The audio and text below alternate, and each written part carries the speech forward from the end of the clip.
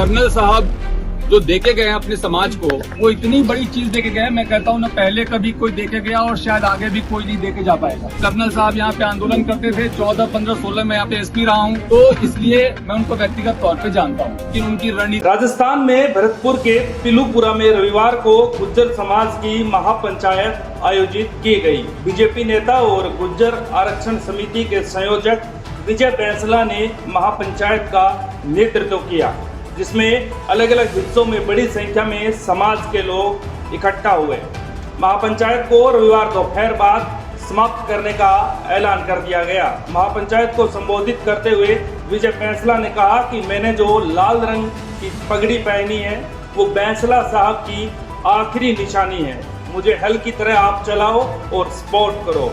इसके बाद सरकार की तरफ से आए मसौदे को लोगों को सुनाने के बाद महापंचायत को खत्म करने की घोषणा की गई।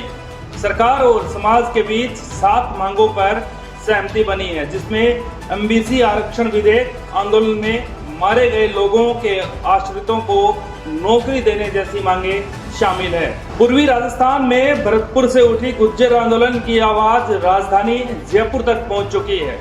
गुज्जर समाज के आंदोलन ने राजस्थान की राजनीति में एक बार फिर हलचल पैदा कर दी है। यह बात अलग है कि आंदोलन की आग कुछ ही घंटों में शांत हो गई, लेकिन यह बुझी नहीं है। राजस्थान की राजनीति में गुज्जर समुदाय की अहमियत किसी से छिपी नहीं है। प्रदेश के करीब 40 विधानसभा क्षेत्रों में गुज्जरों की निर्णायक भूमिका मानी जाती है। यही कारण है कि आंदोलन की चिंगारी उठते ही कांग्रेस और बीजेपी दोनों दल हरकत में आ गए, लेकिन अभी तक दोनों तरफ से कोई भी बड़ा बयान सामने नहीं आया है।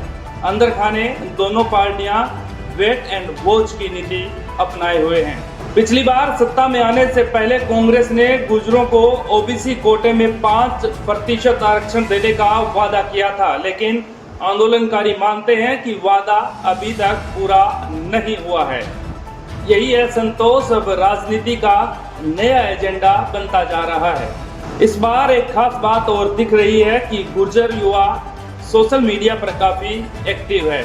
वे न केवल अपने मुद्दे उठा रहे हैं, बल्कि नेताओं को टैग कर जवाब भी मांग रहे हैं। इससे साफ है कि गुर्जर वोट बैंक अब केवल जातीय पहचान पर नहीं, बल्कि काम की बुनियाद पर निर्णय करेगा। राजनीतिक जानकारों का मानना है कि बीजेपी और कांग्रेस दोनों के लिए सत्ता में रहने के लिए गुर्जरों को भरोसे में लेना जरूरी है, लेकिन यह भी साफ है कि अब बात नेताओं के भरोसे ही नहीं है, बल्कि गुर्जर समुदाय का युवा भी अब काफी संवेदनशील दिख रहा है। उसे किसी भी तरह से नजरअंदाज नहीं किया जा सकता। राजस्थान में साल 2008 में हुआ गुज्जर आरक्षण आंदोलन अभी तक राजस्थान ही नहीं देश भी नहीं भूला है, लेकिन उसके बाद जब जब आंदोलन रेलवे ट्रैक पर आया है तब तत्कालीन राज्य सरकारें एक्स्ट्रा ऑर्डिनरी एहतियात बरतती रही है। 8 जून को हुए आंदोलन ने एक बार फिर जता दिया कि आंदोलन की आग रह रहकर तब तक भड़कती रहेगी जब तक गुज्जर समाज पूरी तरह से संतुष्ट नहीं हो जाता। हर 1-2 साल में गुज्जर समाज आरक्षण की मांग को लेकर महापंचायत करता है। बार बार मामला रेलवे पटरी पर आता है तो सरकारों की धड़कनें बढ़ जाती है, लेकिन जैसे तैसे करके मामले को शांत करा दिया जाता है। इस बार भी कुछ वैसा ही हुआ है। सरकार ने उस पर ठंडे पानी के छींटे भले ही डाल दिए हों, लेकिन आग अभी भी धधक रही है।